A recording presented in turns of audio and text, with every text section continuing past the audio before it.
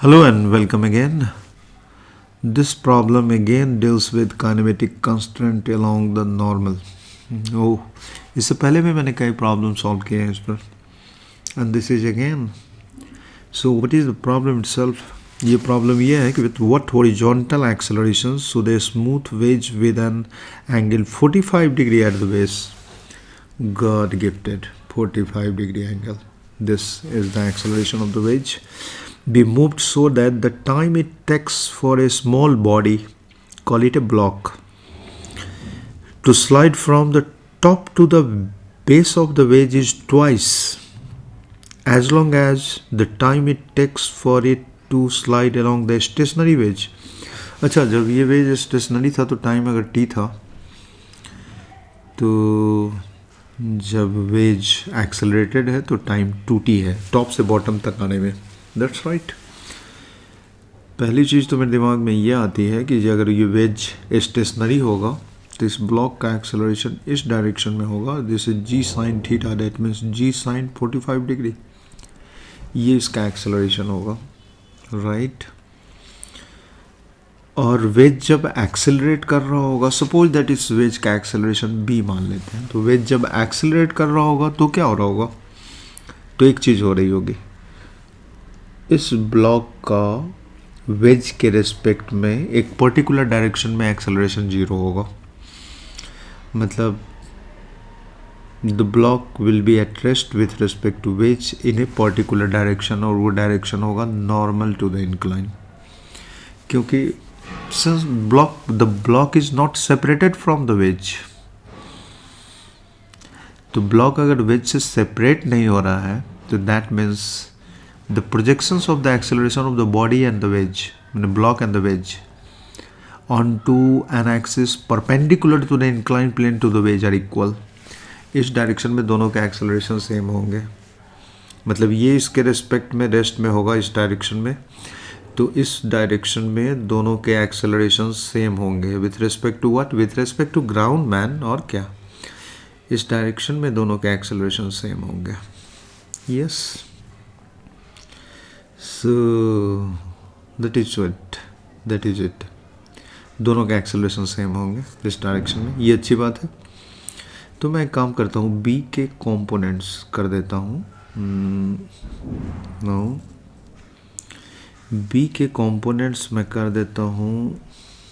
एक कंपोनेंट ले लेता हूँ इस डायरेक्शन में और दूसरा कंपोनेंट इस डायरेक्शन में. And this angle is 45 degrees, so this will become b cos 45 degree and this will become b sin 45 degree. यानी कि जब ये वेज एक्सेलरेट कर रहा था तो इस ब्लॉक का एक्सेलरेशन इस डायरेक्शन में नॉर्मल टू द वेज, इस डायरेक्शन में b sin 45 था और डायरेक्शन भी दिख रहा था. इस डायरेक्शन में दोनों एक दूसरे के रिस्पेक्ट में रेस्ट में थे. That's good, that's fine, all right. हम आगे मूव करते हैं. इसमें नेक्स्ट पिक क्या होना चाहिए? दोनों बार ब्लॉक टॉप टू बॉटम आता है और दोनों में कॉमन क्या है? कॉमन ये है कि दोनों बार दोनों का एक्सेलरेशन इस डायरेक्शन में, वर्टिकल डायरेक्शन में. I call it, of course I can call it vertical direction में. दोनों बार इसका डिस्प्लेसमेंट सेम होता है h, और दोनों बार रेस्ट से स्टार्ट करता है और एक्सेलरेशन कांस्टेंट है. So we are going to write some equations here. That is simply h equals half a t square. तो पहली बार एक्सेलरेशन अगर a1 था तो a1 इंटू टी स्क्वायर लिखा जाएगा, और दूसरी बार एक्सेलरेशन a2 था तो h equals half a2. Acceleration को डिफरेंट होना ही है क्योंकि टाइम डिफरेंट है. 2t square. दोनों को इक्वेट करें, दोनों h को, तो we got something like a1 t square equals a2 multiplied by 4t square. t square get cancel out. That means we get a2 equals a1 upon 4. So it's great. a2 is 1/4, just 1/4 of a1. So ये accelerate करवाते वक्त ज़्यादा time इसीलिए ले रहा था कि उसका एक्सेलरेशन कम था. गुड, अच्छी बात है. नेक्स्ट हम क्या कर सकते हैं? a2 का वैल्यू क्या होगा? a1 का वैल्यू तो हम लोग निकाल सकते हैं.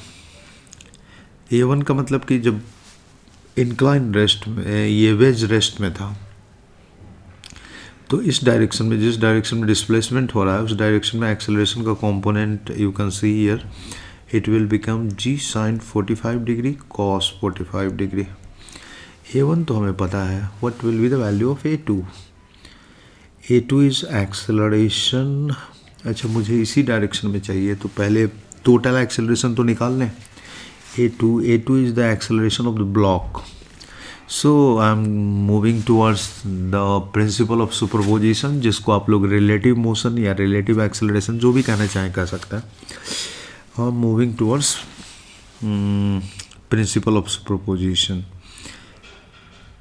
acceleration of block with respect to ground equal to acceleration of block with respect to wedge plus acceleration of wedge।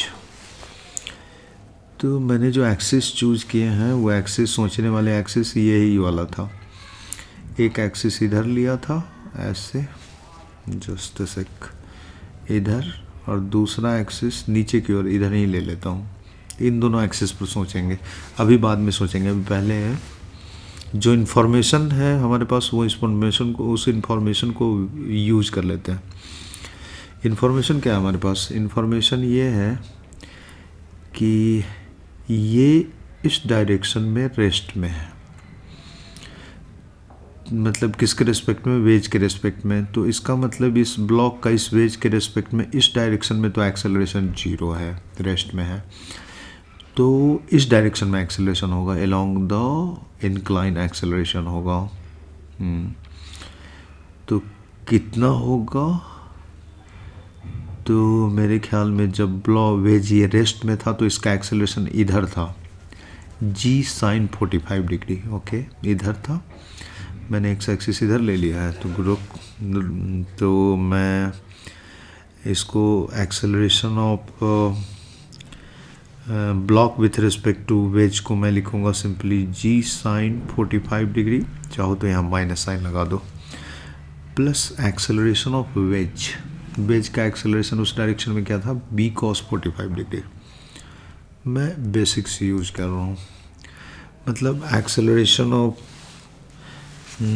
this thing is something like that. g sin 45 degree is greater than b cos 45 degree because वो a1 a2 से बड़ा ही था। खैर ये सब तो दिमाग में चलता रहता है, इस क्वेश्चन को सॉल्व करने के बारे में सोचें। तो ए बी हमें इस डायरेक्शन में निकाल रहा, इस डायरेक्शन में निकाल रहे हैं ए बी, मतलब इस डायरेक्शन में ए बी हम लोग कैलकुलेट कर रहे हैं। मतलब ए बी मतलब एक्सेलरेशन ऑफ ब्लॉक इस डायरेक्शन में आया हमें, तो हमें उसका कंपोनेंट चाहिए नीचे की ओर। एक काम करते हैं, नीचे की ओर ही कंपोनेंट ए बी का, नीचे की ओर down the incline A B का कंपोनेंट लिख दें अगर, तो component of A B down the incline, मैं उसको मैग्नीट्यूड ऑफ ए बी करके लिखता हूँ। That will become g sin 45 minus b cos 45। ये अब द इंक्लाइन था, इस पर माइनस साइन लगा दिया तो डाउन द इंक्लाइन हो गया। और अब हमें A2 चाहिए, तो A2 का वैल्यू तो अब इसका ये वाला, ये डाउन द इंक्लाइन कंपोनेंट था, इसका A2 का इधर में कंपोनेंट चाहिए, राइट इधर में। तो ये सिंपली इसमें cos 45 से मल्टीप्लाई कर देंगे, तो A2 का वैल्यू जो हो जाएगा वो हो जाएगा g sin 45 minus b cos 45 multiplied by cos 45। ये तो A2 is equals A1/4। That means हमारे पास रिलेशन ये है कि g sin 45 cos 45 minus b cos 45, इसमें sin 45 भी आ सकता था लेकिन कोई बात नहीं है, b cos 45 into cos 45, this A2 is A1 का वैल्यू है g sin 45 cos 45 divided by 4, और इससे आप b का वैल्यू कैलकुलेट करो। What is the answer? In fact जो भी आएगा यू कैन चेक आउट कि acceleration of b is 3/4g। और अगर ये नहीं आता है तो दैट मीन्स कुछ न कुछ मैंने गलती की होगी जो मैंने की नहीं है। सो b का वैल्यू 3/4g, इस केस में यही इसका आंसर हो जाएगा। So we again use the kinematic constant along the normal in a successful manner, and we should make a habit of doing this. Thank you very much for watching.